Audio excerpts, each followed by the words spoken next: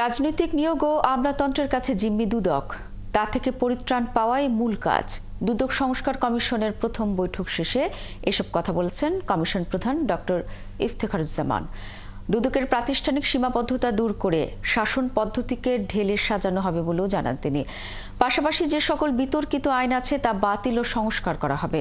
আরও জানাচ্ছেন নয়নাদিত্য। অন্তর্বর্তীকালীন সরকার ক্ষমতা নেবার পরই দেশের বড় বড় দুর্নীতিবাজদের নাম সামনে আসছে। দুদক ওইসব দুর্নীতিবাজদের বিরুদ্ধে নানা কর্মকাণ্ডও শুরু করেছে। প্রশ্ন হলো, এসব দুর্নীতিগ্রস্ত প্রতিষ্ঠান ও ব্যক্তিদের সম্পর্কে কি দুদক জানত না? দুদক সংস্কার কমিশনের প্রধান বলেন, দুর্নীতিবাজদের তালিকা দুদকের কাছে আগেই ছিল, কিন্তু ব্যবস্থা নেয়নি।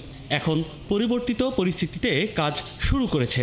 তারা নিরপেক্ষভাবে কাজ করবে বলে আশা প্রকাশ করেন তিনি।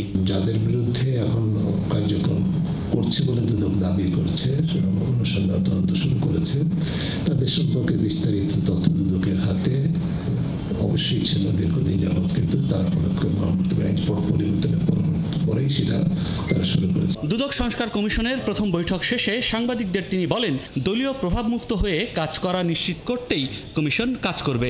দুদক রাজনৈতিক নিয়োগ ও আমলাতন্ত্রের কাছে জিম্মি হয়ে আছে বলেও মন্তব্য করেন তিনি। দুদক একদিক থেকে দলীয় রাজনৈতিক বিবেচনায় নিয়োজিত কমিশনারগণ, অন্যদিক থেকে পেশনা নিযুক্ত আমলাতন্ত্রের হাতে জিম্মি, দ্বিমুখী এক ধরনের চক্রের হাতে যে জিম্মি হয়েছে, যে কারণে দুদক তার ভূমিকা পালন করতে পারেনি। সাম্প্রতিক অভিজ্ঞতার উপর ভিত্তি করে আমি মনে করি যে দুদককে সম্পূর্ণভাবে ঢেলে সাজানো প্রয়োজন। 31 ডিসেম্বরের মধ্যে সুপারিশ তৈরির কাজ শেষ করে আগামী বছর 7 জানুয়ারির মধ্যে প্রতিবেদন জমা দেওয়া হবে। এখানে সকল পক্ষ ও অভিজ্ঞদের মতামত নেওয়া হবে।